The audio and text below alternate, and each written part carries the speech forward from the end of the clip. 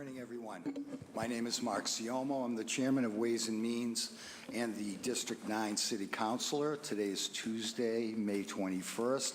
We are here with our good friends from the Boston Fire Department as part of our fiscal year 20 budget review as they pertain to dockets 0622 through 0625. Orders for the FY20 operating budget, including annual appropriations for departmental operations, annual appropriation for the school department, appropriation for other post-employment benefits, and appropriation for certain transportation and public realm improvements, and dockets 0626 through 0628, capital budget appropriation, including loan orders and lease purchase agreements. I'd like to remind folks this is a public hearing being broadcast live and recorded on Comcast Channel 8, RCN 82, Verizon 1964, and streamed at boston.gov/city-council-TV.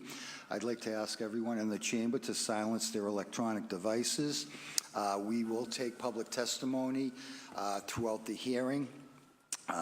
We ask that you sign in.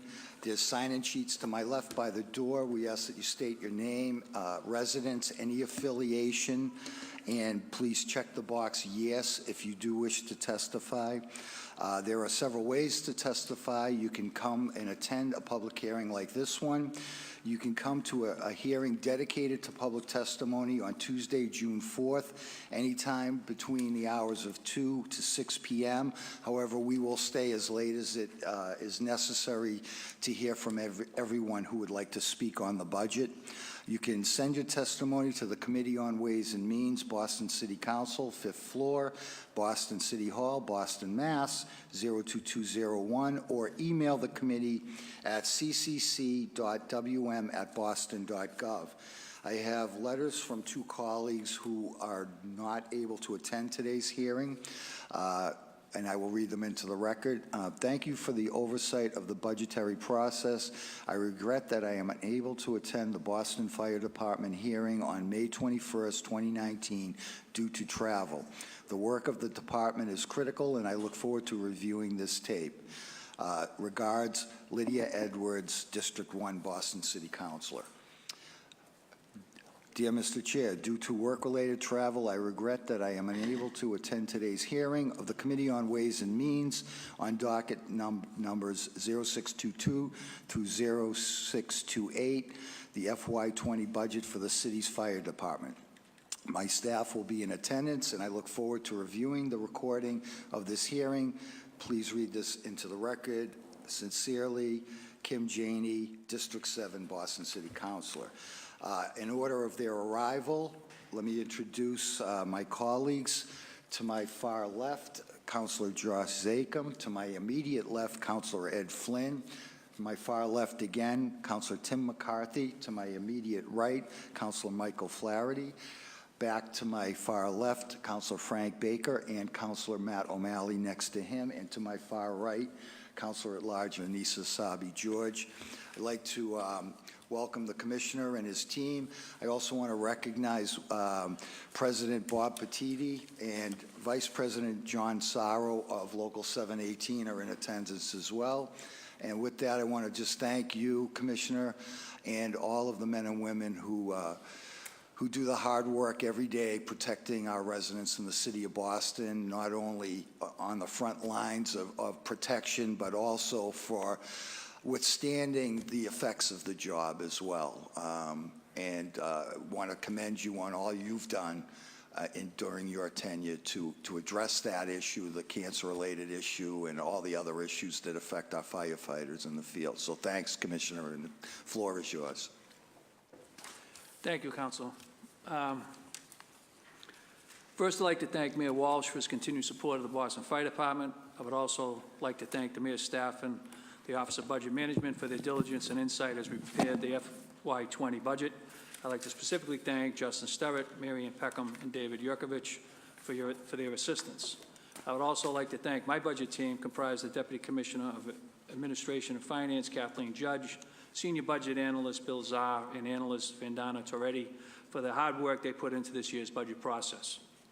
I'd like to thank the City Council for your continued support of the Boston Fire Department for holding this hearing on the FY20 budget, Fire Department budget. I'd also like to thank Local 718, President Petiti and President Saro for their cooperation and support. FY20 will be an important year for us on several fronts. First, the safety, health, and wellness of all firefighters remain my primary focus. The focus ranges from purchase of new apparatus, cleaning, renovating, and rebuilding our firehouses, to my commitment to ensuring the safety and dignity of all firefighters, including women and minorities, especially with respectful workplace issues. Since 2016, we replaced 46 frontline apparatus. In FY20, we will receive 3 more engines, 5 more ladders, which will leave us with 4 remaining apparatus that will need to be replaced. We also replaced 2 of our two tower units this past year. In addition, as a result of new apparatus, we have been able to revitalize our reserve fleet. For the replacement of firehouses, the final construction design documents are ready to go out to bid for Engine 42 and Rescue 2 in Eggleston Square. We hope to move them to their new temporary site this summer and begin construction in the fall. Tentative schedule highlights completion in 2021. We also completed renovations at Engine 5 in East Boston and a near completion of renovations of Engine 50 in Charlestown. We will continue to make progress on the mission to find ways to improve the overall health and wellness of the members. We have successfully industrial cleaned 4 of our firehouses. Engine 16, 21, 37 are done. Engine 5 was industrial cleaned as part of the renovations. Recent renovations, we have been very happy with the results and will continue the cleaning project with another 3 to 4 firehouses. Currently, Engine 4 industrial cleaning is underway. Engine 8 is planned for July, and Engine 53 is slated for industrial cleaning in October. Industrial cleaning continues to be a cornerstone part of the department's initiatives surrounding the safety, health, and wellness of our firefighters. The average age of our firehouses is 77 years old, and they've been through an awful lot. It's even more critical now in light of the Commonwealth's adoption of national OSHA standards in February 2018. With Massachusetts becoming an OSHA state, the fire department needs to focus on OSHA compliance. We are going to first concentrate on the OSHA compliance with our fleet and our facilities. We also continue to make improvements to our firehouses in other ways that will benefit our firefighters. In 2018, we began a program to install greater privacy partitions in the bunk rooms of each firehouse as they are industrial cleaned. This consists of 7-foot high and 4-foot thick partitions between each bunk area, each with its own sliding door and locking mechanism. We have to afford greater privacy for each firefighter. To date, we have completed this work at the following firehouses: Engine 5, 20, 22, 28, 48, 52, 21, 16, and 50. The next firehouses to have this privacy petitions installed will be Engine Companies 8, 49, and 53. In our facilities improvement plans, we prioritize those firehouses with permanently assigned female firefighters. Regarding our training, we continue to sustain our training hours at around 28,000 hours per year, up from approximately 8,000 hours back in 2013.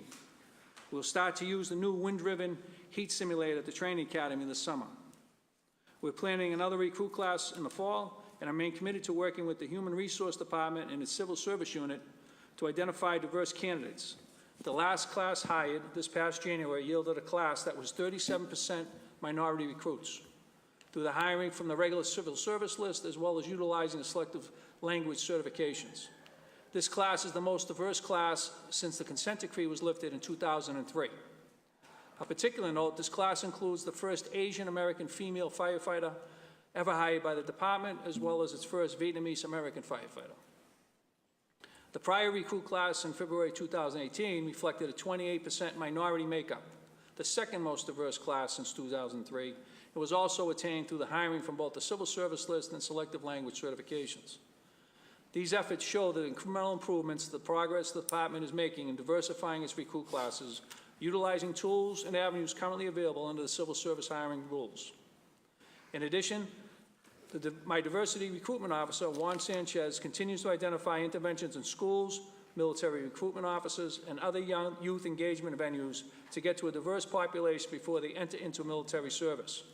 We are hopeful that they will be able to attract diverse recruits after they return from active military service.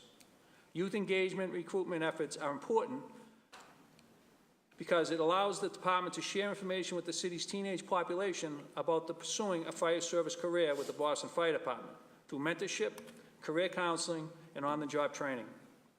Some of the programs we have initiated or planned include the following: Boston Teen Academy, a summer program in partnership with ABCD for Boston City's youth between the ages of 16 and 18, get an inside perspective on Fire Academy. The Teen Academy will be entering its third year this summer. Partnerships with Boston Parks Department to include BFD and existing sports programs, assuring outreach by BFD to diverse groups of potential future candidates. Partnership with Boston Public Schools and the Boston Police Department on new programs geared towards safety and community awareness through the BPS After Schools program. We have a partnership with the Madison Park High School, ROTC, to develop a Fire Up program throughout the BPS ROTCs. This will be an after-school program to engage ROTC recruits from every school to work with military recruiters on fire education, military careers, fitness, and career counseling. The Boston Fire Department's Community Enrichment Program has been very well received by the communities. The Community Enrichment Program consists of a group of dedicated firefighters who coordinate and participate in a basketball program with the kids of the city's community centers and teen centers. Through this Community Enrichment Program, the firefighters act as mentors and speak with the youth to provide career guidance on civil service and how to become a firefighter. The Community Enrichment Program hopes to expand the program and engage in schools and teachers to be part of our youth engagement efforts, such as school appearances on career days, our firefighter teacher basketball games, students, and our youth, our future. Increased engagement with them through basketball or any other sphere is a win-win situation for us all. We continue to attend community meetings, job fairs, and other outreach events in every community in the city of Boston. We have also continued to focus on veteran recruitment and veteran outreach to help identify and zero in on the demographic-specific recruitment strategy. Since the Boston Fire Department has a significant veteran population, we have partnered with a number of veteran organizations and military recruitment programs, including the PAYS program, Partnership of Youth Success, a program that helps identify local and Massachusetts veterans who are transitioning out of the military, the Recruit Military, a military recruitment partner that hosts career fairs with a focus on veterans, enabling the department to tap into the database to help identify qualified veterans for our recruitment efforts. Hire a Vet, which specializes in career fairs and employment opportunities for veterans, Boston area military recruitment stations, and the USO Mentor Program. Since becoming commissioner nearly 5 years ago, I've put into place a zero tolerance on firefighter behavior where he or she does not commit to our code of conduct and or conform to our rules and regulations. As a paramilitary department, we must commit to obeying orders that are ultimately intended to protect the public, but also firefighters. I continue to work on the recommendations that Kay Hodge's investigative report provided.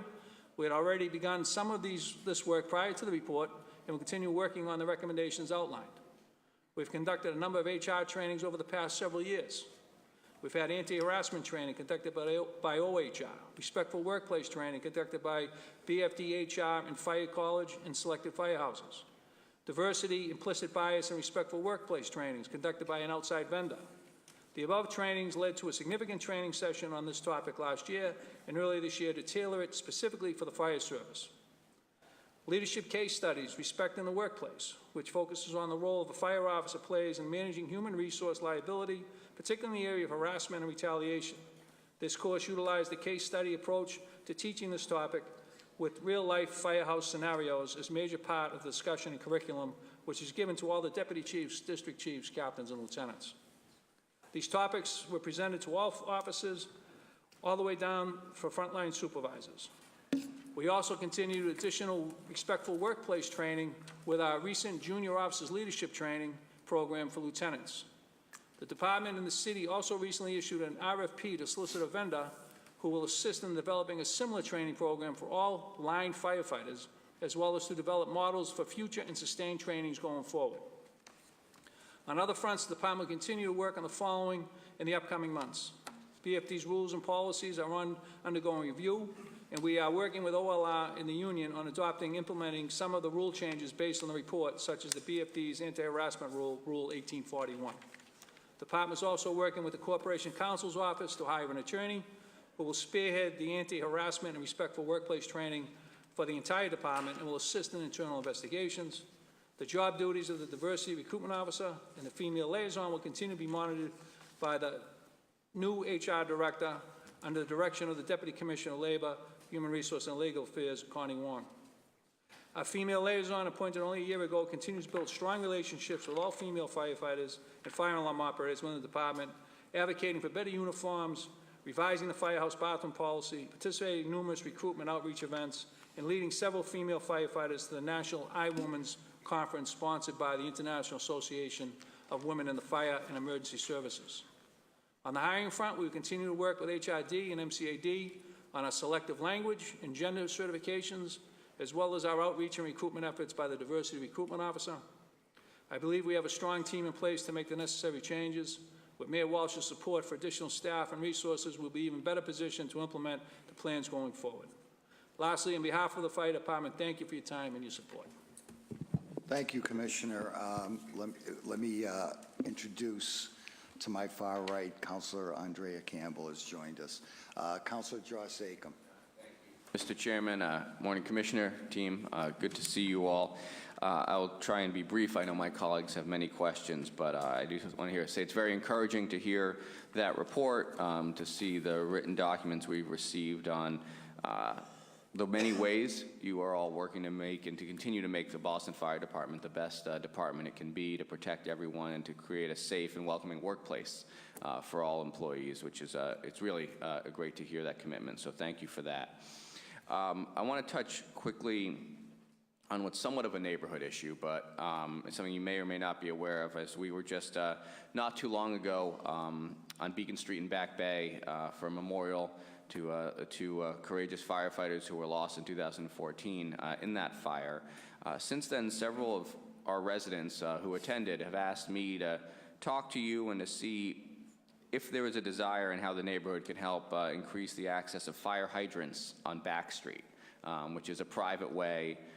It seems like there are not great hydrants. I know hearing about some of the folks who spoke at that ceremony talked about the trouble of getting the hoses around in that incident. Is that something you have looked at that we could be helpful with, that perhaps working with those condo associations, because it is a private way, is something that's useful? Again, I don't want to give more work if you think it's adequate now, but that's something we've been asked. No, Councilor, thank you. That's a very important topic. Okay, that certainly contributed to that tragic event back in 2014. We need to work with the community back there. Actually, Kathy Crosby Bell, who is Michael Kennedy's mother, has been a strong advocate in pursuing the installation of hydrants, if you will, on Back Street, as well as us. I would love to see that come to fruition, not only for the firefighters, but also for the community. It provides a greater degree of safety for us on those streets, on that area, which is considered Back Street. It's a significant stretch of roadway that goes from, a significant stretch. I'm not quite sure the total length, but I think it provides better fire protection for us all back there, and I think we should try to find a way to make that happen. What are the obstacles that you've seen? Is it a capital spending? Is it the weirdness of who owns the roadway and who is responsible for it? I think that's part of it. No. That's the hurdle, I think, is where you come down to it's a private way that doesn't fall under the jurisdiction, if so will, of the city. Granted, it's still public accessed. So I think that'd be probably the first hurdle we need to get over, and then certainly the financing on how we incorporate that. I don't want to get into the weeds on that today, but let me just say, if there's someone on your team who would be the best person to coordinate with, please, I would like to talk to him or her and connect them with the residents there, who I think, as far as the access and ability to do work there, could really get that done. And then we get into the who maintains and how we pay for it moving forward. That's a separate issue, but to at least get to the threshold matter of can we install things there, I think there's a real effort in the community and a desire for that, including of the owners of those properties. Thank you. So, thank you. And then we'll continue working on that. As you know, I only have about 7 months left in this seat, so I would love to have some good progress on that for my successor. And then moving on to another topic which you touched on is cancer prevention for the men and women of the fire department. There was a great flurry of installation of the industrial washer dryers. I heard you talk about industrial cleaning of the firehouses as they're being renovated, repaired. Where are we on the installation of those washer dryers? Is most of that still coming from private money from the Last Call Foundation, or is there more of that in our budget as well? So all of the industrial extractors, the industrial washing machines have been installed Right.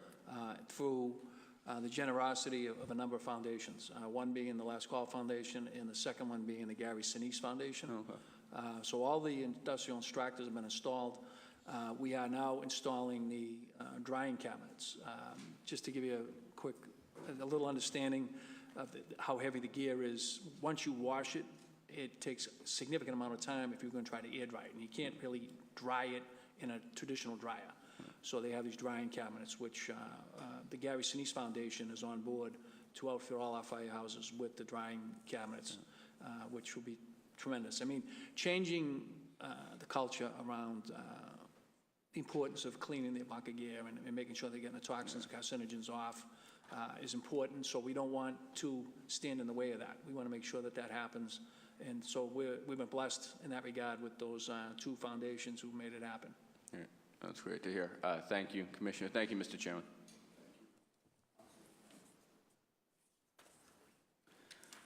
Thank you, Mr. Chairman, and thank you to Commissioner and your team for being here today, but also, more importantly, for your professional work for our city for many years.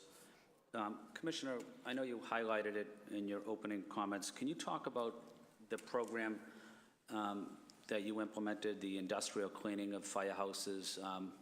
Can you give us a rundown on how long it takes, what you're looking for, what are the benefits of it?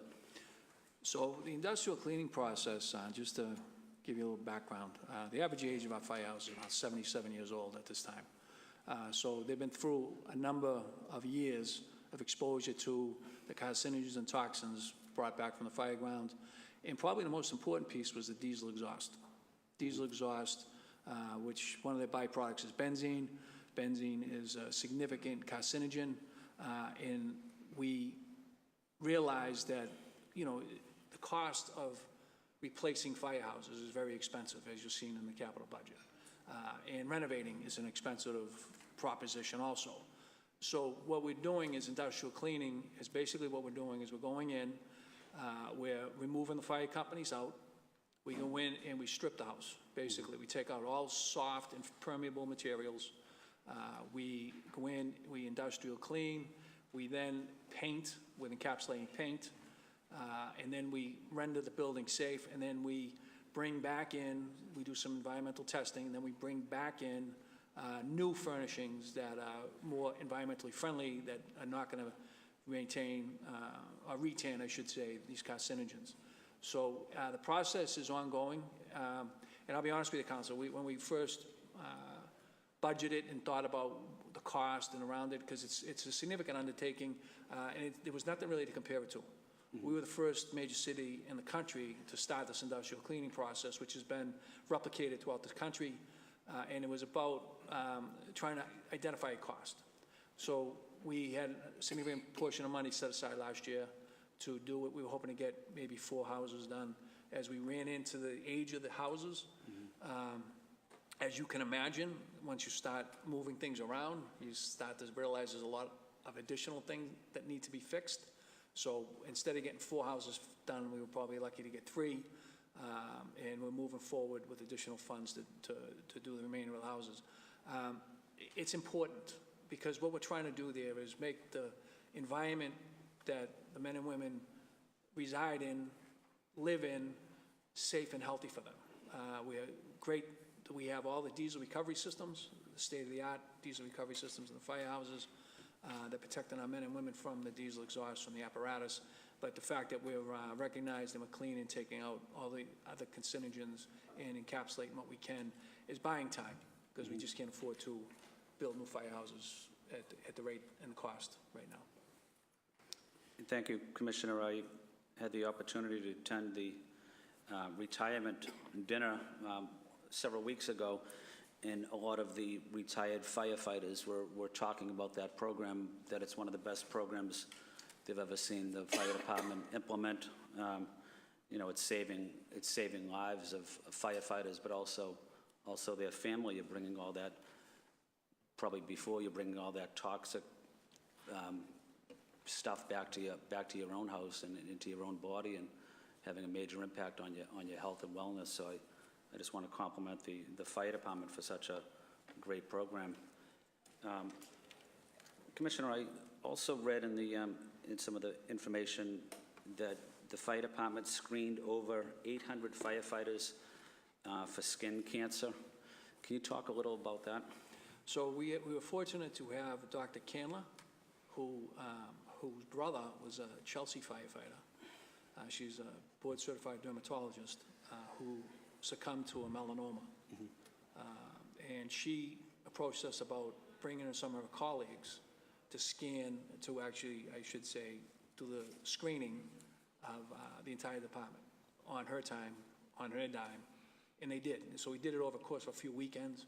We had at least 800 members go through the screening process, and of the 800, about 10% needed referrals into more, if you will, in-depth screening. And it's a tremendous program. I mean, look, at the cancer issue is the biggest issue facing us, okay? It's the biggest issue. I mean, last year, in the course of 2 weeks, we lost 3 members. In less than 2 weeks. One, former President Eddie Paris. Richie Paris's brother, Eddie. We lost Eddie. We lost Jamie Galazza. And then we had Richie Steiner, sudden cardiac arrest. Within 2-week period, we had 3 active members succumb. The cancer is the number one issue. Make no mistake about it. It's the number one issue facing the fire service across this country, okay? We've lost over 200 Boston firefighters since 1990 to occupational cancer. Since 2012, 2017, 27 members have succumbed to occupational cancer. I currently have up to more than a dozen, closer to 16 members off with occupational cancer. It is consuming the department. It's the biggest issue I face as the commissioner in trying to, first off, keep the morale up. Right. When you think about the exposure hazards and trying to implement change and trying to do best practices, it's the biggest challenge we have as a department. I would tell you we are tactically sound on the fire ground. Strategically, we're sound. I don't think anybody does any better. I mean, we've been recognized across the country. And the cancer issue is where our primary focus needs to be, because it's impacting a significant population where we're getting 2 to 3 diagnoses a week. I mean, every 2 to 3 weeks we get a new diagnosis. Prostate cancer seems to be the cancer that keeps reoccurring, and firefighters are more likely to develop a prostate cancer under age 50 than the general population by almost 20%. So it's the biggest issue we face, Councilor.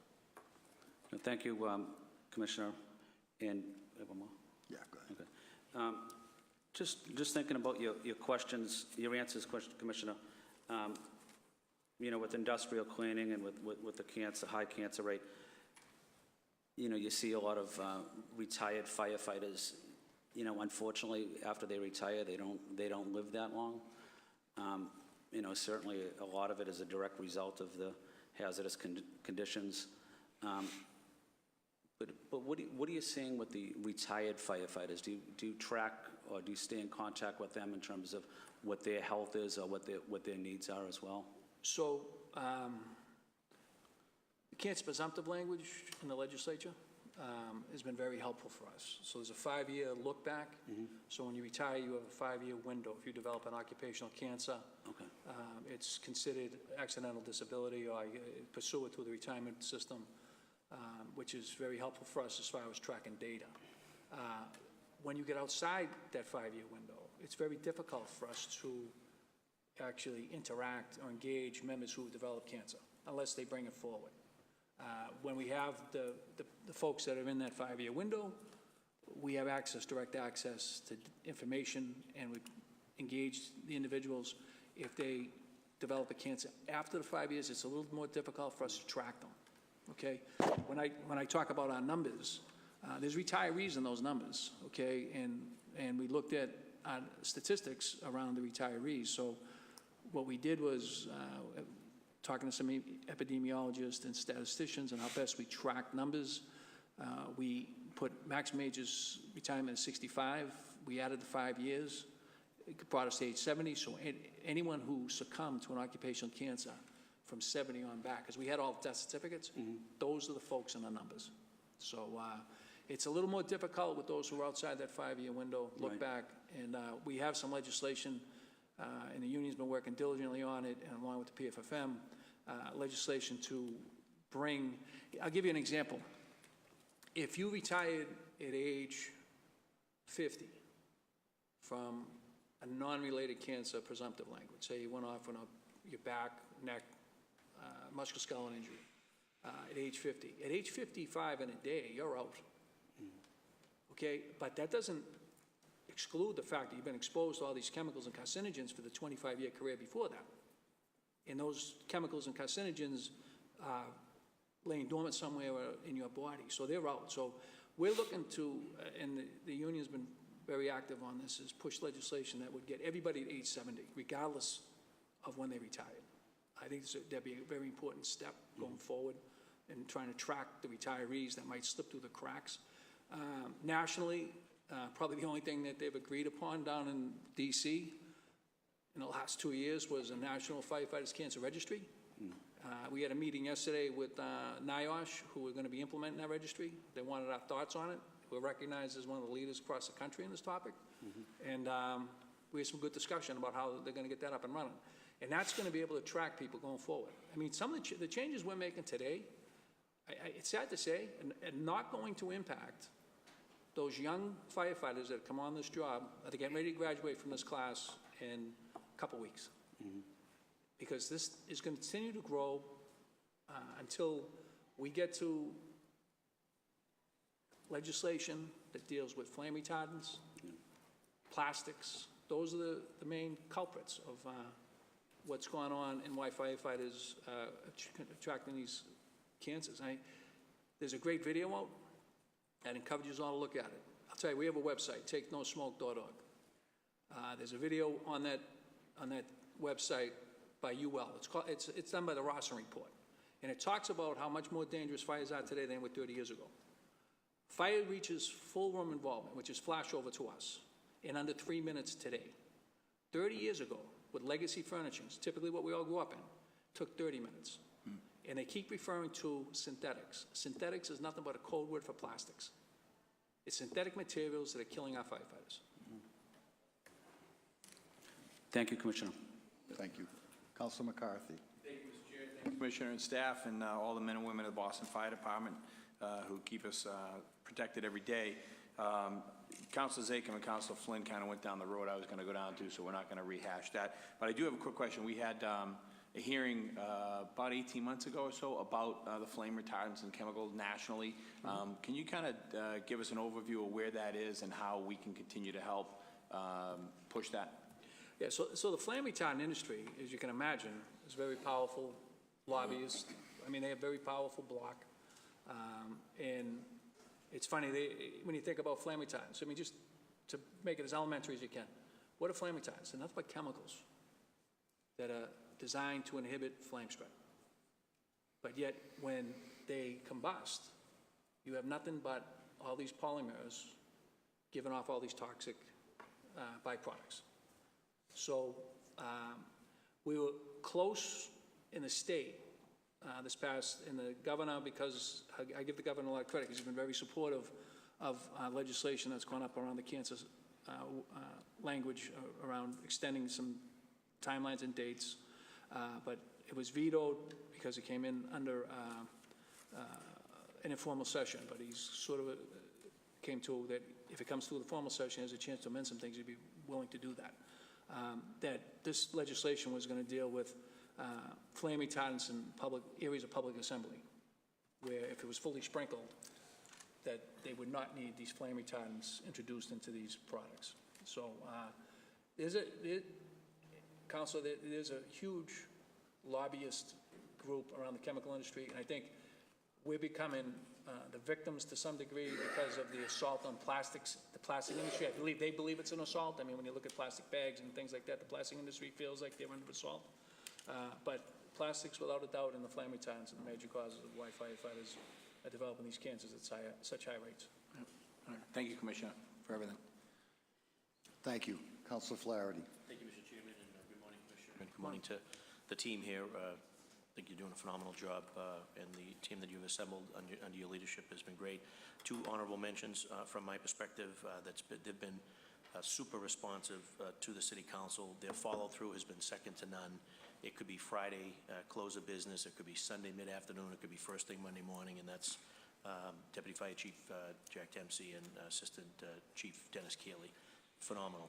They make the job that you're doing and the team shine anytime they just jump right into it, and they're solving problems in real time, which is phenomenal. So I just want to pass along kind words on their behalf. I want to talk about a waterfront station. I know we've had this discussion before. There are 20 new high-rise buildings that haven't been there, weren't there 10 years ago. You get WS Development has an additional 1 million square feet. There's a proposal for a couple of marinas with fuel. There's some talk about seaplanes. That's not including all the development that's happening down the Ray Flynn Marine Industrial Park. You know, and we talk about response times. Clearly, K Street and D Street more than capable and can get there as quickly as they can, as can Surface Road. But just want to get your thoughts on whether or not the time has come as our city continues to grow, as our population continues to grow, and as the South Boston waterfront continues to expand. I think that we need to have a very frank conversation yesterday about having fire service down on the waterfront.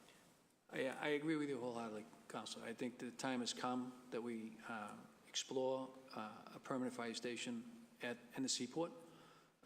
And we've had some discussions with the BPDA and different developers about the potential to how incorporate a firehouse in a project down there. And I'll tell you this, what we've been tracking is response times. And that's probably the key driver. Now, when you look at the Seaport District and you talk about the response down to the Seaport, whether it's more on the northern end of the Seaport or the southern end of the Seaport, we're seeing companies that, and I'm proud to say this, that we, because of the support of Mayor Walsh and you yourselves as councilors, that we got such a desirable response time. We got under 4 minutes. Anywhere in the city, we can be there in under 4 minutes, 95% of the time. We're starting to see that creep up in the Seaport. And a big piece of that is because of the traffic congestion down there. And the fact that when companies like on Purchase Street, which is the house, for those who don't, an International Place, when they go out, which used to be around, I would say, rush hour, whether it's in the morning or the afternoon, they'd go out, they'd have a very difficult time getting back to quarters or getting back somewhere to maintain that 4-minute response time. That's an all-day affair now. The traffic down there, it's kind of like an all-day event down there. I think the time has come that we look at the Seaport, whether it's collaboration with some of our public safety agencies to put a firehouse down in the Seaport. And I agree with you, Council, with the introduction of fuel storage down there and the other entities down there. I mean, everything that's going on down there, the development. And that's not even before they get to like the jetty or past the Rotary. When you get past the Rotary at Yankee Lobster, it's like, what's that going to look like in 5 years? Because if you asked me 5 years ago when I took this job what it was going to look like today, I'd be beside myself to think how big it's grown. So I think the time has come. And I just think we need to find the right mix of whether it's, if it's incorporated in a 3P project, a public-private partnership, but we need to have that conversation. Thank you. We're happy to be a partner there if you need Council Flynn and I to get out and sort of help scout out some locations or work with you with capital. We'd be more than happy, as well as my colleagues on the council. Favorite topic, I like to talk about those 2 district chief positions that were eliminated under the previous administration. That really put some folks, particularly the residents of West Roxbury, with that gas pipeline, as well as folks that are over in the hospital district, potentially in a situation where they may not have coverage. I know that's not your intention. And we had a situation, I think it was last summer, where we were shifting all kinds of resources around because stuff happens in the city. But any chance that we can have a discussion about adding those 2? We've looked at the data on that and run some analysis on it, and we just need to look at it prudently. I'll tell you this, Council, that one is, and you're going back into May of 2017, right? Right. We had 2017, we had 3 multiple alarms at the same time. We haven't had that reoccurrence of that. The closest thing we've had was the East Boston 9-alarm fire just recently, the casket factory, warehouse and factory. So I think we need to have a little more discussion around that, doing that. I certainly understand and appreciate certainly the gas line down there in West Roxbury. And if I was going to offer you, I think that's an area where we could condense and do some things. I think also from a sort of a diversifying the department standpoint, the backfill in terms of how the chain of command would work, I think would help sort of foster some of the things. I'd have to look at those numbers just to see who would be incorporated in it. I haven't really looked at them. Thank you. And just finally, if I may sneak one additional question in, and it's really more of a health benefit issue. Chiropractic services, at the appropriate time, if you would consider advocating on behalf of the fire department to have chiropractic services added to the city's formulary when the city's healthcare contract comes up. Sure. I'm for anything that's going to return our firefighters to work sooner rather than later, okay?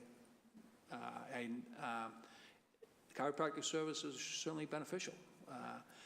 We're kind of limited by scope of what we can do with chiropractic service and injuries and things like that. But I'd certainly be open to that. And look, I've made cornerstone of my time here as the commissioner about health and wellness, all right? And I just see the benefits of people being healthy and being returned to work quickly. Because people, for the most part, do not want to be off. They want to be back to work. They want to get back to work. They want to be part of the firehouse environment. They want to get back there. So I'd certainly advocate and look for Great. And your level of advocacy, I think, would be important from a lost man hour perspective for Yes, folks having absolutely. to take time off, but then the opioid crisis as well, and muscle relaxes and prescription medications. It just spirals when someone can just go to a chiropractic and get an adjustment and they're back to work. If you don't mind me, Counselor, I just want to dovetail back to a conversation, but it relates to what you just touched on around cost containment, if you will, right? I'll just give you an example of a firefighter going through cancer treatment. So one young firefighter, you probably know who he is. His name's Glenn Preston. He's been in a couple of our videos. Channel 25 Boston has done a special on him and won an Emmy on his cancer issues. And then one of those firefighters I just talked about, we lost last year, Jamie Galazza. The cost associated with their treatment. I'll use Jamie as the example. Jamie Galazza was an African-American firefighter, one of our fire investigation unit members, who was diagnosed with non-Hodgkin's lymphoma. He went through all sorts of treatment from stem cell and transplants and all of the above. He was cancer-free for a couple of years, and when he went back, his cancer reappeared, and with a vengeance. And so his only option for survival was this experimental drugs. And what I found really repulsive was the cost. So the cost for his hospital stay without complications for 21 days initially came to us as $800,000. The drug that he was going, this experimental drug, Yescarta, which has had some tremendous, if you will, success with, the drug itself was $375,000. So we were fortunate enough to negotiate with the hospital, and we got the hospital down to around $300,000. But this one treatment for this one member was over $600,000, almost $700,000. And that is going to continue because we owe it to the men and women of the Boston Fire Department to get them the best treatment, their chance of survival. And that goes to cost containment, and this is the whole, why we've strategized what we've done around preventive health and wellness, if you will, the best prevention, the best detection, early detection is the best treatment, and that's what we're trying to do, so. Thank you, Commissioner. Thank you. Mr. Chairman. Councilor O'Malley. Thank you, Mr. Chairman and Commission team. Welcome. Good morning. Thank you for all you do. You guys have among the most difficult and important jobs in the city, and you do it with honor, with dignity. It's hard, and as a Bostonian, I'm grateful for the great men and women of the Boston Fire Department. I want to begin by echoing the point raised by Councilor Flaherty about the district chief position and really in West Roxbury, anything we can do to focus on that. It has been beyond frustrating dealing with National Grid, who now controls the major pipeline, the 750 PSI pipeline that runs directly across the street from an active quarry. So I know that there would certainly be more peace of mind if we knew we had some extra support there. So I hope we can figure that out in the weeks ahead. And also, Commissioner, I was wondering, we don't have to get into too many specifics now, but several residents from West Roxbury who live close to the pipeline have some questions in terms of the safety plan and other things that the utilities. I know Chief Fontana has been working on this as well, but I'd really value it if we could have an opportunity to talk offline a little bit about some efforts and really meet with some of these folks as well. So hopefully we can do that. Great. Absolutely. Thank you. Budget seems pretty pro forma. Maintenance is the largest increase. I stepped out, so I apologize if we went over this, but can you talk about sort of the 15% increase and what that's going to go to? I'm going to defer that to Kathleen Judge, Deputy Commissioner. Hi, how are you? Good morning. So the increase in maintenance is in two places. Some of the industrial cleaning is in that line, and then the other is our Auto Plus. So in order to maintain and keep up our reserve fleet as well as our new apparatus, we've increased the Auto Plus budget based on our contract with them. And they service, they're located right in with fleet, and that's where we get all our parts. Great. Okay. And then the other sort of largest, I think, was permanent employees increase. Are we at our staffing levels that we need to be at? The staffing hasn't changed. The increase in the salaries is due to the collective bargaining agreement. Okay. And I know we can't get into too many specifics with the outstanding contract, but are we hopeful that well, I guess I'll start with a request, and you can reflect it any way you wish, is that I've been really heartened with the fact that this administration has been able to come to the table with our working men and women, and hopeful contract will be signed and taken care of. Yeah, and it's been signed. Oh, it's done? Yeah. Yes. It's done, perfect. Yep. Okay, great, Yep. even better, thank you. I'm sorry, okay. Well, you see, even better.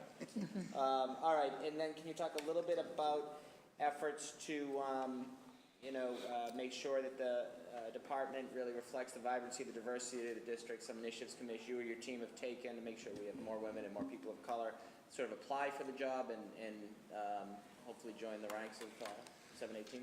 So as I mentioned in my opening remarks, so this current class is going to graduate in a couple of weeks here, is the most diverse class that the department has put on since the consent decree was lifted. I think it's 37%. We're utilizing the tools, if you will, provided through the civil service process and also selective certifications around language. I'd like to just make one comment. We have twice petitioned HRD on female hiring, on a selective cert for female hiring, and twice it's been denied. And that goes through not just, it's not HRD. HRD brings it, turns it to MCAD. So MCAD has denied it twice. So we need to do some work there.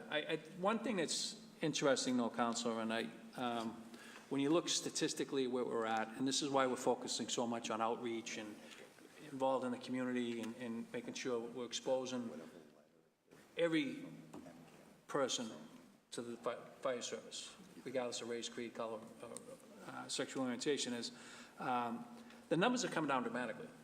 So when you look at our numbers from 2014, where the number of eligible, based on city preference, okay, 2014, we had 736 applicants, male and female.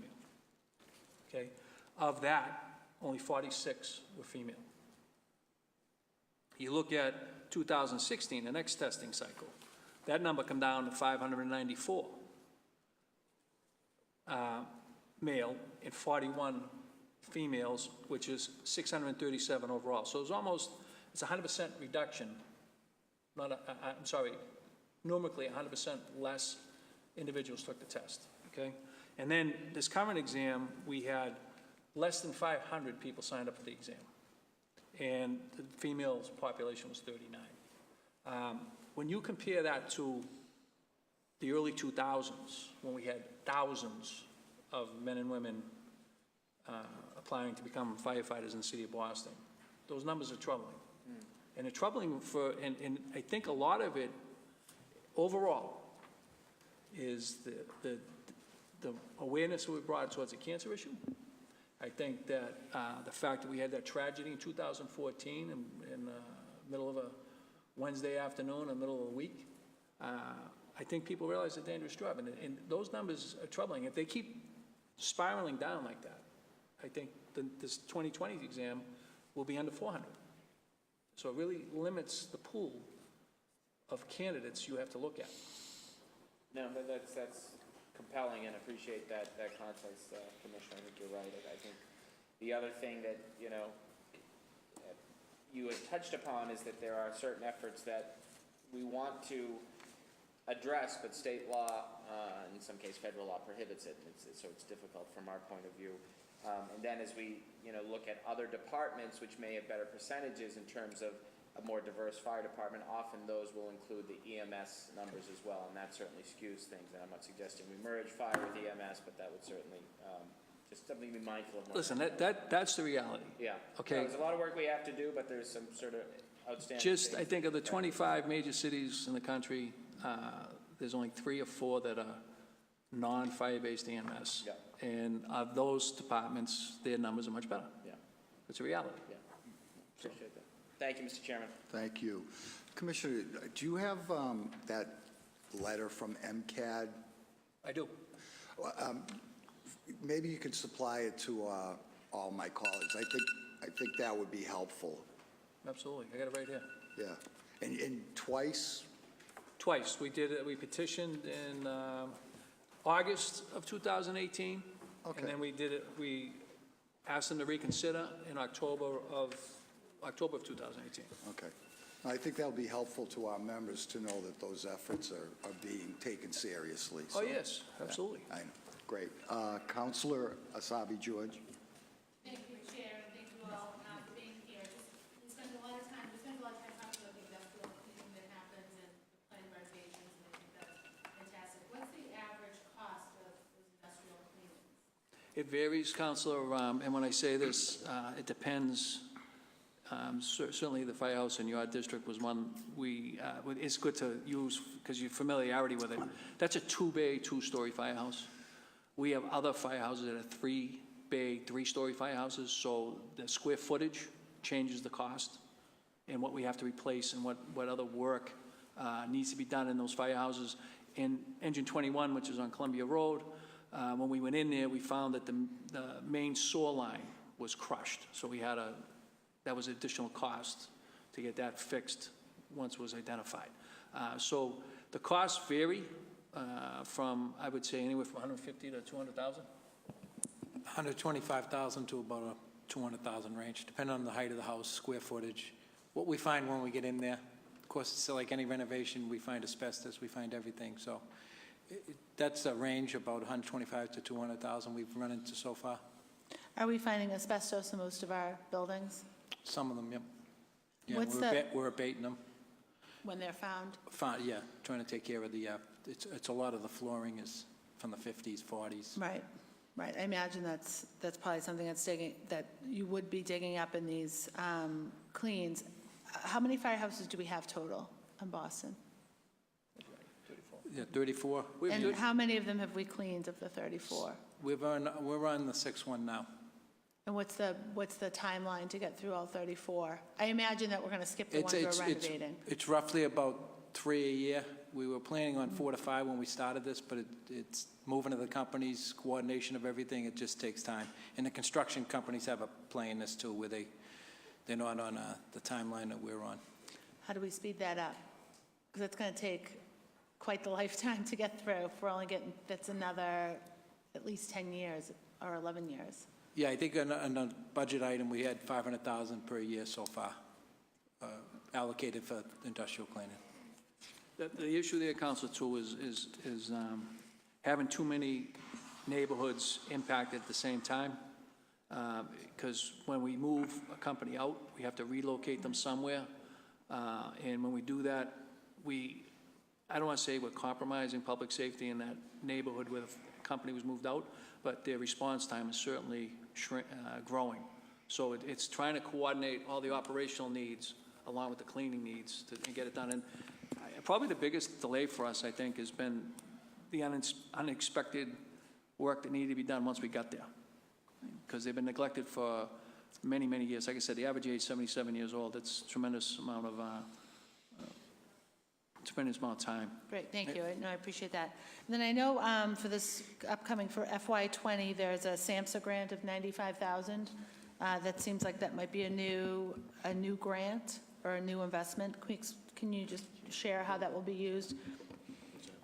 Sure. So actually, we have a 4-year grant, almost $2 million from SAMHSA, and it's really to expand our knock and talk program to mitigate the opioid crisis. So we had started the knock and talk program. And that's NARC, like as in Narcan? No, Yeah, Narc and Talk, N-A-R-C? No, knock. Knock. Oh, okay, all right, thank you. I'm glad Knock on the door and talk to the Thank victim. you. And that's post an overdose, or EMS, or fire response to an overdose? So what we do, as you can imagine, it's a significant amount of call volume is the overdose epidemic, the opiate epidemic. What we do is, within 48 hours of us responding, where we have a good address, it's not necessarily an overdose on the street or in a shelter. When we have a good address, we send out our team in conjunction with the Mayor's Office of Recovery Services, Jen Tracy's office, with harm reduction specialists, EAP coordinator, and so on, to go out and engage the family, the victim, and anyone surrounding. And it's proven to be very effective. Another program that is being replicated across the country. The International Association of Firefighters made this one of their priorities around the knock and talk. This year alone, we had, in 18, we visited 414 addresses. We had over 192 engagements. We were able to put 24 people into treatment.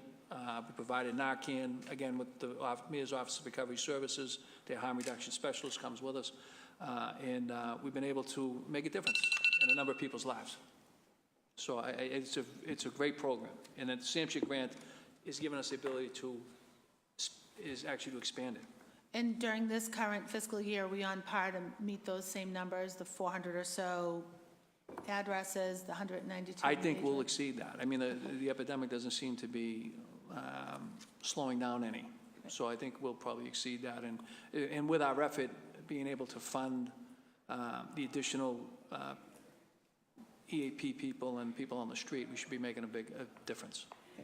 Thank you, Commissioner. Thank you all. Thank you. Thank you, Councilor Campbell. Thank you, Councilor.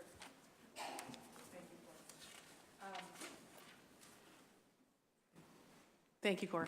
Thank you, Councilor Siomo. Thank you, Commissioner, and your team. Of course, to the men and women of the fire department who are out doing the work and who couldn't be here at the budget hearing. Thank you to them for their service as well. Just, want to applaud your efforts, particularly around the cancer work. I remember when we first met, did a tour of your offices with your team and talked about just how dire the situation is. So applaud you and your team for your efforts in that regard. Appreciate even the capital investments, particularly those in Dorchester, in this proposed budget. I'm going to jump in. I care deeply about diversity.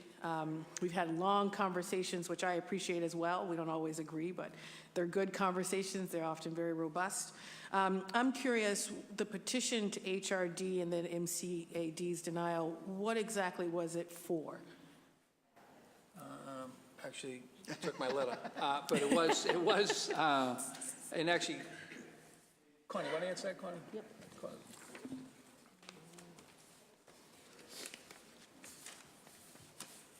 And while that's happening, is Juan still the diversity officer? Yes, he is.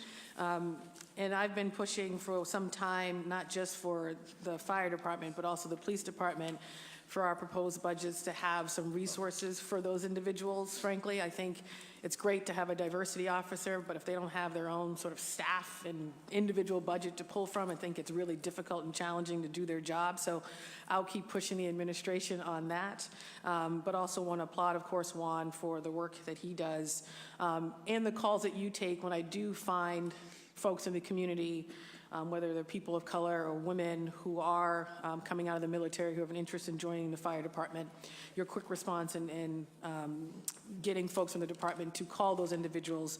But I think, in order for us to have a department that's reflective of the demographics of the city of Boston, we need some systemic change in the state to be partners in some of this. So I'm curious what this is. So Yeah. our initial request was for that impending class that was going to go on in the last fall of 18, and we specifically requested 5 female applicants, and MCAD denied it. And then we repetitioned for the same 5, and they denied it again. When you After we say, had conversation. yeah, when you say petition, what does that mean? I mean, you get the list, right, from HRD or civil service that you have to sort of go through. So I'm not, this is all new to me, this petition process. I understand the language piece, what you guys in the department are doing with respect to that language preference to be able to hopefully get more men or women on who speak those languages, and I think to also complement your diversity recruitment strategy. But I'm curious, what exactly is this? So just a little history. So back in, I believe it was 2011, the department also petitioned HRD and MCAD for selective cert for females. It was denied.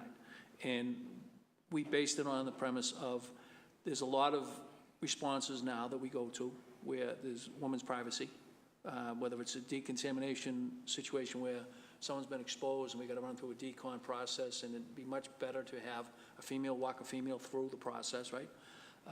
And that was denied back then, and we repetitioned all of that, that there's certainly a role to have female firefighters engaging female victims, people that we're responding to care for. And we thought we approached it on that narrative, that that's what we wanted to do, and they seen it otherwise. And basically... Do they do this for any other departments across? I'm sorry? Do they do this anywhere else in the I'm not, Commonwealth? Counsel, Okay. I honestly couldn't tell you if they do it Okay. anywhere else, other than the fact that we're the largest department in the Commonwealth. And Right. where Boston goes, so does the rest of the state. I think it'd behoove us to move or try to work with, and I was hoping to have a meeting with MCAD. I had Regina Caggiano from HRD, Civil Service Unit, in for a meeting with me probably 3 to 4 weeks ago on this very topic. And she was trying to put a meeting together for us with MCAD to have this conversation, and it hasn't materialized yet. So I'm assuming it'll probably occur next month, I hope. Okay. We're actively I'll stay in touch pursuing with it. you guys on that. I'm curious, we were talking earlier about the decline in applicants to the department, but then we named, 2014, 46 females, 2016, 41 females, 2018, I guess, was 39 females. Do we have data on how many of those folks actually made it on? And then for those who didn't, what happened? Well, I would say they did not, I don't, I'll have to provide you with the data of who was hired.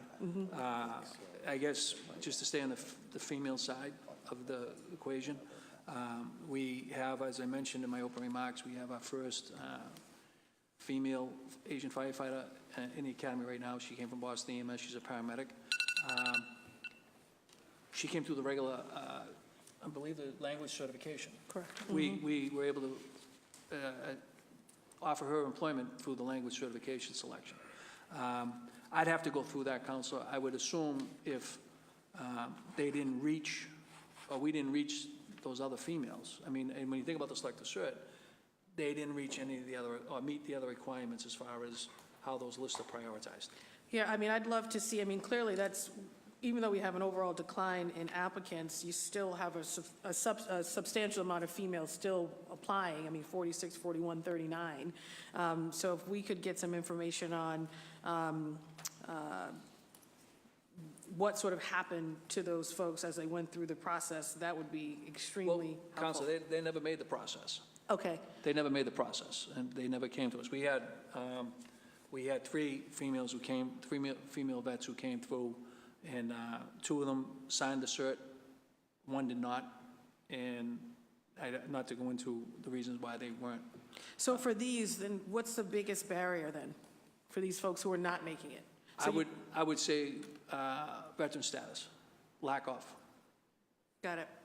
I'll wait till the next round. Thank you. I'm going to take some public testimony. We've got Bob, President of Local 718. Welcome, Bob. I have a brief statement, just as far as the union's position in all of this. As you know, the previous administration was not very helpful in advancing fire protection and safety of the city. Elimination of jobs, particularly administrative jobs in headquarters, fire prevention, and the 2 district chiefs, as well as the fire alarm division. The method they used to do this was basically eliminating jobs through promoting and never refilling backfilling those previous positions, the junior positions. Or they would also end up eliminate the jobs through attrition. And I'm not sure if you were aware or not, but if a job a job would be automatically eliminated if it is not filled within the next budget cycle. So if there is a job that opens, a position number becomes available, and it is not filled, it's automatically eliminated. During the last administration, the following Local 718 jobs were eliminated.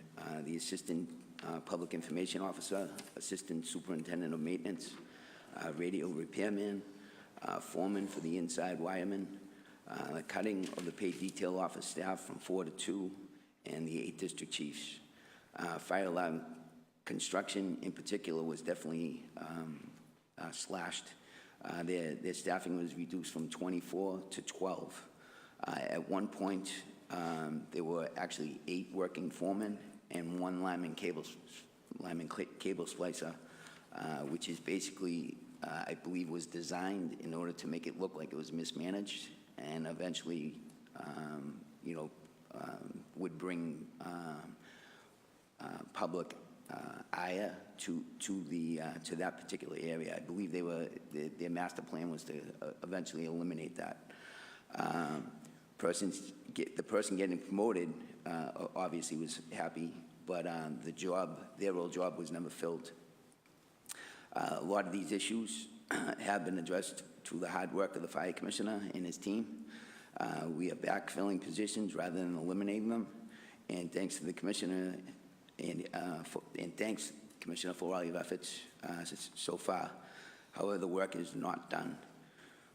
With all of the construction currently taking place in the city, I remember Congressman Moakley, I believe it was, saying his favorite bird was the crane. And fortunately for us, he would have loved the number of cranes that have come to roost in Boston lately. This is no time to start skimping on the infrastructure necessary to keep the department moving forward. Firehouse in the ever-growing Seaport District, proper staffing so that members can get the training they need to do their jobs, and restoration of the positions eliminated by the last administration. All of these are necessary to make our fire department among the best in the country. And that's basically it. Thank you. Thank you, Bob. Councilor Flynn. Thank you. Thank you, Councilor Ciamo, and thank you to 718, to Bob, for your testimony. And I also agree with you and agree with Councilor Flaherty and with the Fire Commissioner that we're seeing a lot of population growth at the South Boston waterfront, and a lot of activity is happening down there. It continues to grow, and that's a real top priority, is getting a firehouse, fire station down at the South Boston waterfront. I think it's critical, and I just want to say thank you to the Commissioner for for your advocacy on that as well. I want to thank Councilor Flaherty and 718 as well. Commissioner, can you talk a little about Engine 3 in the south end? I know there's money allocated in the budget for construction of a facility. Can you give us a little bit of an update? Yeah, certainly, Council. So Engine 3, according to our latest assessment and our facilities manager's look, is probably the firehouse in the city that is in most need of replacement. It's old, in that area is completely gone through a rebirth, that whole lower area of Harrison Ave. So we, in this budget, have monies set aside to look at feasibility and how best to pursue putting a firehouse in Engine 3 squad, and replace Engine 3. You know, I think when you talk about 3P projects and cost impact, and to me, that's a house, and along with Engine 37, I think if you've seen, Engine 37 is also in that mix, which Engine 37, for those who aren't familiar, is firehouse on corner of Ruggles and Huntington Ave. It sits, if you will, Wentworth and Northeastern. It's hemmed in by a number of colleges. Those two firehouses in particular, I think would be ripe for development, where we could do a 3P project with someone, whether it's a school or, and in particularly in the case where Engine 3 resides, with a developer looking to put housing and things down there. But just to go back to your question, Councilor, Engine 3 is, from our perspective, is the firehouse currently that has the most problems, from mechanical to heating systems to all of the above, crack foundation, all of the above. So hopefully at some point, we'll be looking at replacing that. Yeah, thank you, Commissioner. And Engine 3 is almost in the heart of my district. I certainly support that 1,000%. We also see, like the South Boston waterfront, as you mentioned, the south end is also growing huge. We see ink block buildings that are nonstop, and more buildings are coming. So I think it's definitely needed, having a major fire engine down there. So we want to say thank you. And then just want to follow up on one comment you had, Commissioner, from earlier. The National Fire Cancer Registry. Yes. So that's similar to an organization that I had to participate in. It was called the Gulf War Registry. And after service in the Persian Gulf, being exposed to fumes and oils and everything, you were tested to see what type of medical condition you had because of your service in the military. So I think it's similar that these illnesses, they may not happen right away, but they may happen 10 years down the road or 15 years down the road. So I'm happy that registry is in existence. But is there something that we can do to, work closely with the fire department when people are diagnosed with an illness, maybe after a certain years that they're not part of that 5-year tracking order or tracking system? Maybe it happens after the 5 years, and it's still an important issue for us to focus on. So I just want to get your thoughts about what can we do to help firefighters after that period of time may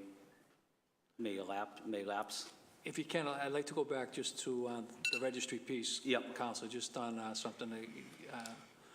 So we were fortunate a couple of years ago to be selected out of 3 cities in the country to with a NIOSH FEMA grant for this cohort study on firefighter cancers. And what we did was, this current recruit class is the second recruit class that has been part of this study. So a number of funds were allocated. The 3 cities are Miami, Boston, and Tucson, and they're going to expand it to LA and I believe Chicago. And what it does is, after the very first day of our academy, we go through, if you will, an indoctrination around the risk of cancer. And then we bring in the cohort group, and these members have to affirm and consent to signing on to the study. Our first recruit class, we had 100% participation. And what it's going to do is follow them for 30 years. Okay. It's going to fall in 30 years. And they have, when they do the consent, they have to consent to a blood sample, a urine sample, and a saliva swab. And every year going forward, they'll be brought back in to track to see if there's any molecular change in the cellular structure.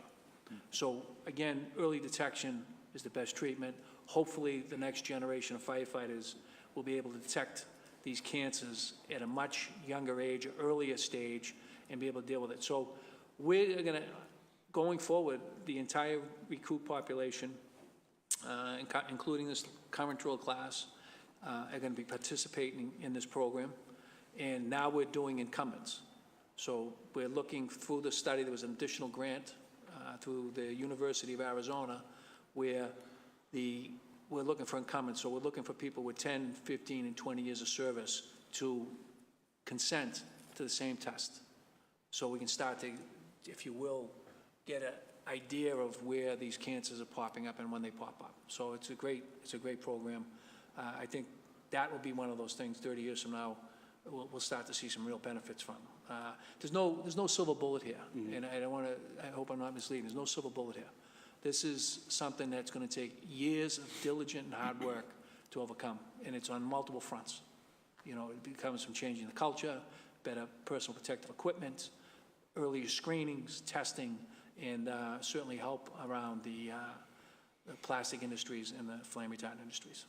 Yeah, thank you, Commissioner. And if I may ask one more question, Mark. Commissioner, can you talk about, I know we talked a lot about cancer during this hearing, but can you talk about heart disease as it relates to firefighters as well?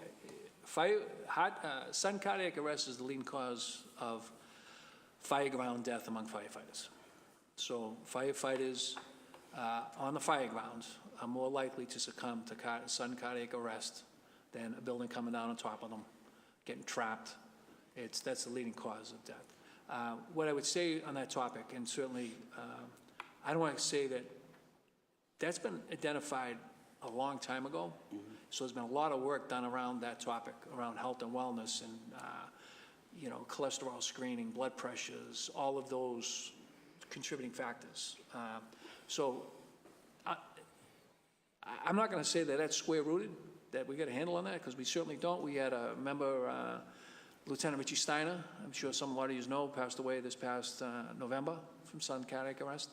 It's still a major problem, but it's easy to control. I want to say contain. It's easier for treatment, because people usually go in for their annual physical and they find out if their cholesterol is high or their blood pressure is high. Cancer is a whole different animal. You don't know if someone has cancer manifesting somewhere in a cell structure. There's no test for those things. It's usually not until you develop a problem that you actually recognize that you have an issue. So the cardiac issue is certainly a major issue, Counselor. And like I said, it's the major cause of sudden death on the fireground. But there's been a lot of work done on that. And the other topic, and I actually read some of Commissioner Grass's comments when he was before you last week, is, and thankfully we haven't really seen a real uptick in our department, but suicide has become a major health issue for the fire service as well as law enforcement. I mean, we're expecting our people, they're exposed to a lot of the post-traumatic, they're exposed to a lot of tragic events. They develop post-traumatic stress. It's that image that you can't seek help without the stigma, and we're starting to see that's a major issue for not only law enforcement, but certainly for the fire service. Thank you, Commissioner. Great. Councilor Flaherty. Thank you, Commissioner. I want to stay on the health and welfare there. The diesel exhaust ventilators that you have. So when you see a fire truck come out of the station, it has that yellow hose, I guess, and it just kind of pops off. But then when you see the truck go back in, it gets backed in fully, and then the thing gets plugged in. Any chance to be able to plug it in on the outside Well, of the if you're building? saying that, Council, why don't you take a picture and show me, because someone's getting disciplined, Yeah. all right? I'm not asking you to be a stool pigeon, but they're not supposed to. Probably, I assume they don't want to run over it. Right? Well, some of them, to be honest with you, Councilor, when I say that, and this comes down to good leadership, you would expect the lieutenants and captains on those companies, if some of the houses are so constructed that the door frames are restrictive, that they couldn't connect it in the street because they probably get torn off On the when way they in, backed right. in. But if they can, they should be connecting it before they cross that threshold. Okay. That's what we should, that's the goal, was to connect those diesel exhaust systems before they cross that threshold. And again, I will concede that some houses you can't, because it'll get torn or damaged. And that makes perfect sense to me, and it's probably the houses that you can't, that the ones that I've witnessed. We'll go with Also, that. are those inspected regularly in terms of just to make sure that they're working? Are they annually inspected or biannually? Like, what's the? Yeah, our Because you want to fleet- make sure that, particularly for the for the buildings, for the firehouses that, you know, these trucks are in, I assume they get clogged, they get jammed up. They're cleaned, and our facilities manager, Joe Mayo, is on top of it. Anytime there's a problem, we immediately get it repaired, because like I said, it's probably, you know, you think about the cancer issue, you wouldn't even have to go to a fire when you show up to work and be exposed. Right. You know what I mean? You just show up to work, put your gear on the apparatus, Right. and you could be exposed, just because of the firehouse. Right. And the fact that, and not even go for a run, just say you went out to do an inspection. The diesel is certainly an exposure hazard for you at all times. So those are things that we can work with and fix. Okay. And so the department's getting regular reports from these Yes. ventilator cleanings. And then something that I know you're very familiar with, which is civil service, particularly veterans preference. So I want to obviously be very respectful and make sure that we're honoring our veterans, particularly the men and women that serve our country, protect our freedoms and liberties. I happen to believe that the veterans preference was designed, the spirit and intent was to really I guess, allow for local veterans. And so the way it works now, it's the competition among veterans is so tough to get onto the fire department that you now actually have to be a disabled veteran to get on it. My suggestion would be that it be the point of entry. And this is, I'm just putting my parochial city hat on. I want a city kid to, you know, God forbid there's ever a fire at 1726 Columbia Road. I want someone to know where it is. I don't want a guy from Oklahoma, Missouri, Texas, Nebraska trying to sort of figure out where my house is. And I think we're getting to that point. The last several classes that have gone on, you needed to be a disabled veteran. So we're putting on whole classes of disabled veterans. And also we're putting on folks that aren't even from Boston. So I think that something needs to happen here, and I'm not quite sure what it is. I'll defer to your experience on sort of civil service and veterans preference, but I think the answer is point of entry. So you're a Dorchester kid, you sign up for the service, your point of entry is Boston. That's not how it works. It's when you get out of the service, you get a window to pick where you want to go, or you can educate me on it. No, Counselor. But I just know that so many people that are not from Boston are coming to Boston to get on these jobs, and it's preventing the men and women from the neighborhoods of our city from getting these jobs. So under the civil service hiring process, that's the Town B option, okay? Town B. Okay, and what it basically boils down to is, you point of entry had to be in the state of Massachusetts.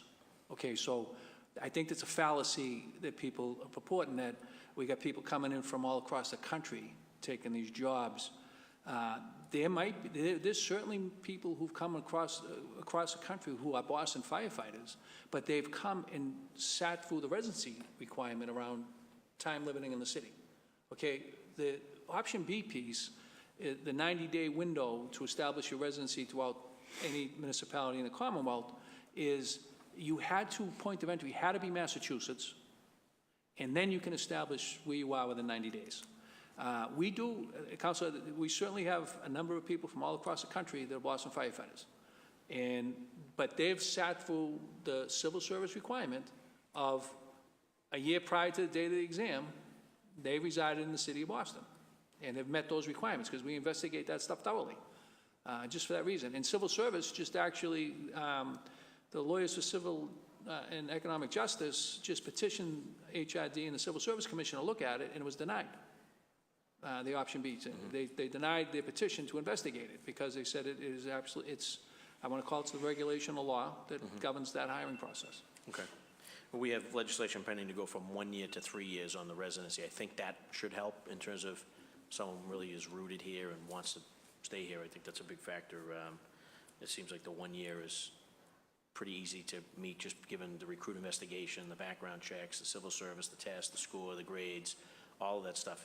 All in total takes probably a year, a little over a year. So Sure. that one's kind of a layup. But and again, mine, I'm just really, I want that the kid from the neighborhoods of Boston to be able to compete to become a firefighter. I know that we have the jumping, we have the, folks that are in the police academy jumping into the fire academy. You and I have had this discussion, if we can at least have the fire academy and the police academy start at the same time so that you're locked in at least. You can't jump around. I think that would help from a cost benefit analysis as well as the cost associated with recruit investigation. So, but again, I'll defer to you because of your experience on the civil service background stuff, Town B option, just trying to find a way to create more opportunity for kids in the neighborhoods that desire to be a firefighter and or a police officer or EMS, and then they kind of hit the wall. And so no longer is it you just need to be a veteran to join the fire department. You actually now need to be a disabled veteran. And I'm just kind of saying, like, how did we get to that point where you got local kids that would love to be a firefighter, their dad, their grandfather, their uncle, they grew up around it, and unless they go into the service, serve their country, and on top of that, they had to come out of the service with a disabled rating. It's kind of like you just bang your head up against the wall and saying it's so competitive to get on the job. Cause I did Can we the, restore some sanity to it? I did the hiring back in 2001 through 2005, just post 9/11, and we were where we were there where you wanted to be, because we were hiring kids with hundreds and all of the above. The dynamic that's changed is we've been at war for 18 years. That's the dynamic. Whether people want to agree or disagree, that's the dynamic. We've been at war for 18 years. You got people committing to military service who, with I think the final outcome, with the risk associated, looking to further their life, whether being a Boston police officer or Boston firefighter, and that's how they achieve it. And when you think we've been at war all this time, it's not surprising that people coming out with disabilities. I mean, whether it's hearing, whether it's exposures, whatever it is, it's not surprising. I mean, but back, again, when I was doing the hiring back in 2001, 2002, 2003, when the consent decree was lifted, we were into hundreds and 99s and 98s of civilians. I mean, the state law needs to change, and that's the work that people would need to work on. But I don't think there's any hiding or denying the fact we've been at war for 18 years, and you know, when you think about it, only 1% of the country is involved.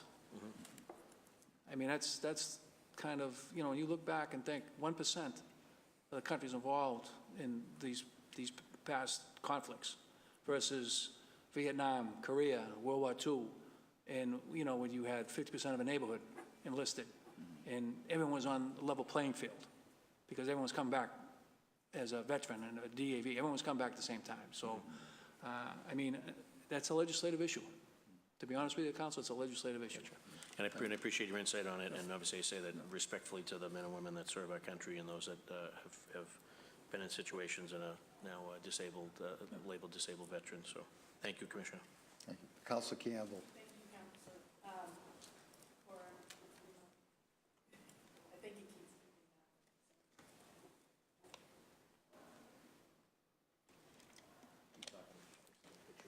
It's on. Oh, no.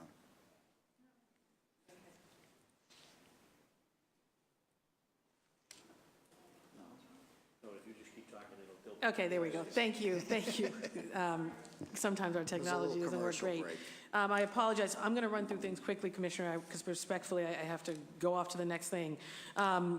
Just for the list, can we just get a list of the numbers that you recited for the previous years? The number of women, the demographic breakdown for those, 2014 through the current class. That would be helpful. Quick question on bypass policy came up in the police department's hearing. Do you guys have a written bypass policy? Do you have a bypass policy? No, we don't have a formal written bypass policy. We follow all the civil service laws, and based on civil service case law, reasonable justification is our standard. So that is what we follow. Connie. Very helpful. And then quickly, with respect to the cadet program, has the administration requested a hearing on having that a hearing for the home rule petition that was filed? Or where are we with that? I believe in the budget is a placeholder for the cadet program. Again, that's a legislative issue. I think we need to, people So the mayor's filed it, but I think we're waiting on the administration to request a time to actually have a hearing on it. That I'm not familiar with that. Okay. And then, of course, it has to go through here and then go through the State House, which is a whole different, obviously, legislative process. But curious from your perspective, Commissioner, what is the appetite, if you know this, at the State House for passing that home rule petition that the mayor filed? I wouldn't begin to try to square root that. And then we put in the budget last year $500,000 for this RFP to have a robust sort of workforce training that probably would include things related to implicit bias, sexual harassment. It was, in response to the complaints that came forward, the report that Kay did. Curious, I know the RFP is working its way through A&F and the budget shop, but curious from you guys' perspective, what you envision or would like to see come out of that RFP, come out of the workforce training concept that is sort of described in that RFP from your department's perspective? Well, I think, Counselor, and I won't speak to all departments, but this is just a personal opinion after being here almost 35 years. We're unique in the fact that the schedule we work, you actually live, eat, sleep in the same house as individuals. And our training can't be, the training that we're looking for, I'm preferring and we're stressing needs to be from someone in the fire service community who's been down that road. Because it makes no sense to bring in some cookie cutter program that is more tailored to the 9-to-5 job when you need to, you probably see the individuals from 9 to 5, and that's the end of the day, versus when you live in a firehouse and in that capacity. So if we're going to be successful on this topic, we need to make sure that it's relative to the fire service and it's not just a cookie cutter off the shelf implicit bias training or sexual harassment training. It needs to be tailored around the fire service in the uniqueness of our schedule, our work schedule, the uniqueness of our work environment, and the uniqueness of the socializing that goes on in the fire service. So I want to make sure that we land on the right program. And we'll stay in contact. I mean, this came up in our overview budget hearing, and I think some of us thought that this had already been underway, right? The RFP had already been out, so we were, I think, surprised to learn it hadn't happened yet. But would love to stay in touch with you guys on what you just said and how we can have that deeper understanding as to what this RFP that is out of the budget office, which is central office, of course, connects to what you envision should be actually happening in your department on the ground. So that was very helpful.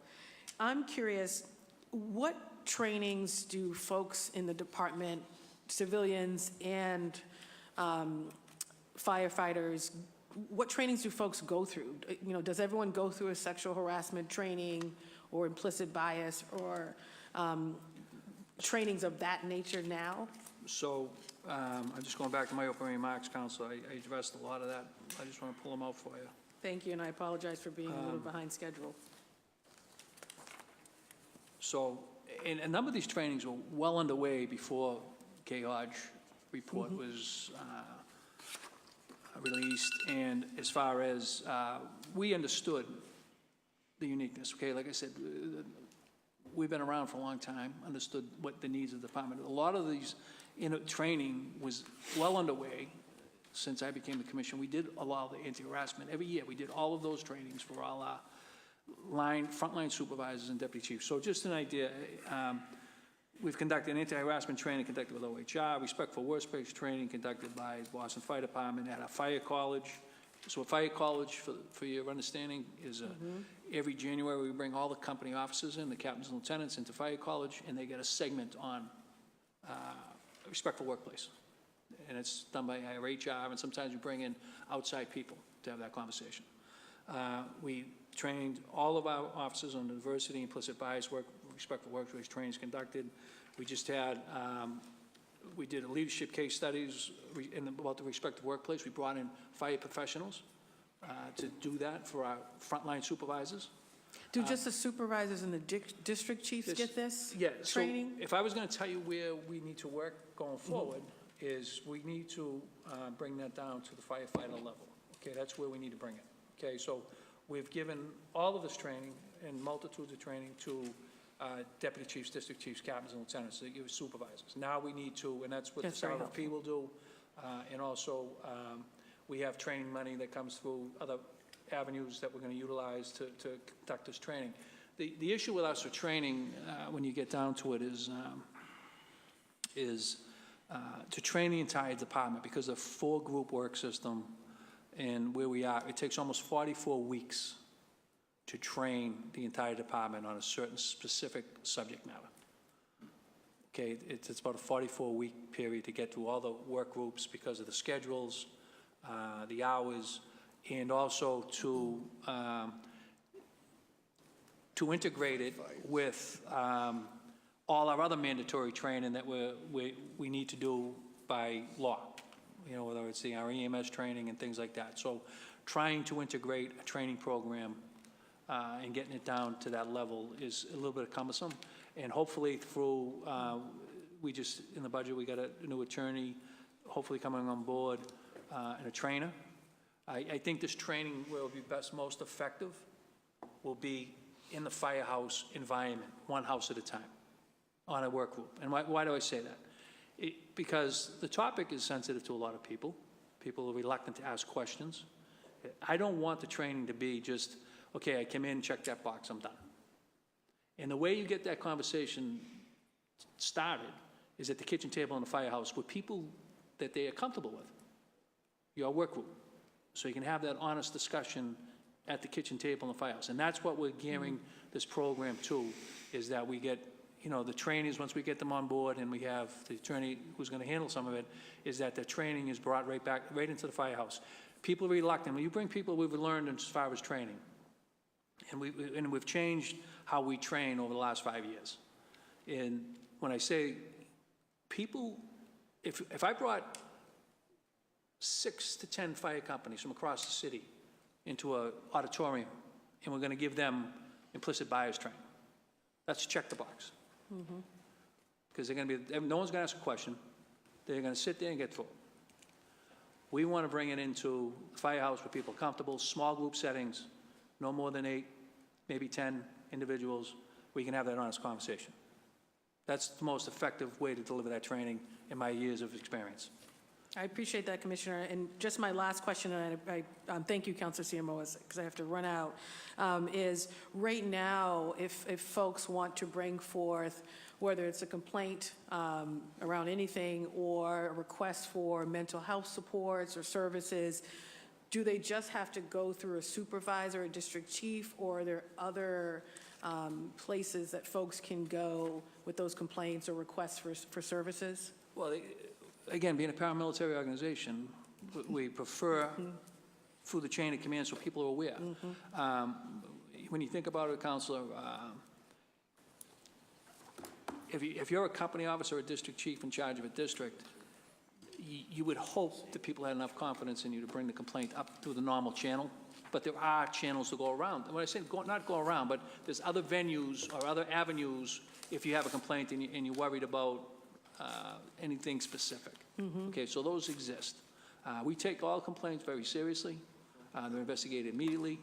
We, one of the recommendations is Kay Hodges' report. We give that right to the HR director. Hopefully, the personnel chief will, if you will, coordinate the documentation that comes with a complaint, and the HR director will be working diligently. And this attorney, when we hire our attorney, will be doing that investigation.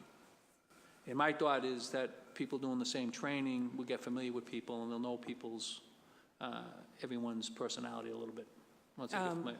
Well, thank you guys, and to all of you for the work that you guys do. And Commissioner, I always appreciate your candidness and your desire to be specific to your department, to really get at what will work with the men and women you serve with. It's not an easy job, but look forward to continuing to work in partnership with you guys and to do whatever I can from where we sit, particularly around the training pieces and other pieces, to shift things for some individuals, but really for everybody. But really appreciate the work that you guys do. And again, to the men and women who serve, both in the civilian side and the firefighter side who couldn't be here, really appreciate them too. We had some recent fires in our district. And like I tell folks, you know, no one's calling me at 2 a.m. They're calling you guys. So I appreciate you guys and look forward to working in partnership. Thank you. Thank you. Thank you, Counsel- Councilor Seaman. Thank you. Counselor Flynn. Thank you, Councilor Siamo. And I guess my final question, again, thank you to the Commissioner and the staff for your outstanding work. And I just wanted to recognize Deputy Commissioner Connie Wong as well for your great work in the neighborhoods. I see you. Thank you. At many events, so I just want to say thank you to you. Commissioner, can you talk about, you know, public awareness campaigns as it relates to people using their gas grills late at night? I see a lot of young people moving into the neighborhoods. They're not, you know, they're in the triple deckers. They're cooking late at night. They're using their grills. Can you talk about the public awareness campaign so we can educate a lot of new people that are moving into our neighborhood about what the rules are, what they can do, what they can't do? That always seems to be a problem this time of the year. Right. And especially in South Boston. That's right. All right? What I would tell you, Counselor, is our public education program is out there. We're very active. By law, there should be no propane tanks above the first floor. I think you would agree that that probably gets blind eye. I would suggest people call. I mean, your neighborhood in particular, when I say that, and and the other neighborhoods in the city, whether it's East Boston, East Boston comes to mind too, is congested, wood frame, attached dwellings, rear porches. Those are prime for a fire incident. And putting a grill in that mix just escalated that problem. So we have public education awareness people are out in the neighborhoods doing their thing, the schools. We probably could do a little more around it, you know, through a leafleting or online campaign to make sure people are abiding by state law. We usually do that every year, much like we do in the wintertime. We do the hydrants and all of those above, and making sure people clear their vents out and all that. We do a propane or a grill segment also. And no, that's all I have, Commissioner. And thank you for being here, and thank you for your strong leadership for the residents of Boston. Thank you, Councilor Flynn. Councilor Sabi George. Thank you, Chair. I do have a quick question. Sorry, I stepped out for a minute. A lot of my work over this last year has been around proper sharps disposal. And I think a few years ago, there was an investment for disposal boxes in the firehouses. Do we have access to disposal boxes in our firehouses? Did we put them up? Yeah, we did. And what are those primarily used for? There you go. So we did install sharp boxes in the firehouses, and it's really for needles. The EMS drops off their needles into our firebox disposal areas. And are they inside or outside firehouses? They're right inside the apparatus bay. So when the doors open, the public has access. It's really more for EMS. And then are our firefighters collecting needles at all if they're called to a scene? No, Do they have the ability to do that?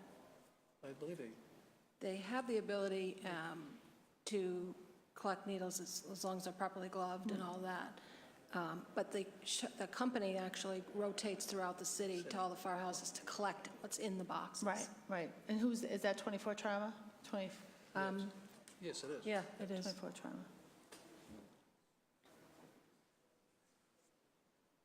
And then do we know the volume that's coming through? So I just gave out some numbers. I mean, I'm going to say that we had over 600, I believe, last year, Narcan incidents. As far as, you're just talking the sharps or the needles? I mean, I'm curious about the I'm trying to have a better understanding as a city what we have for needle debris, both when we think about the opioid crisis, when we think about people with diabetes or other chronic illnesses that need to properly dispose of needles.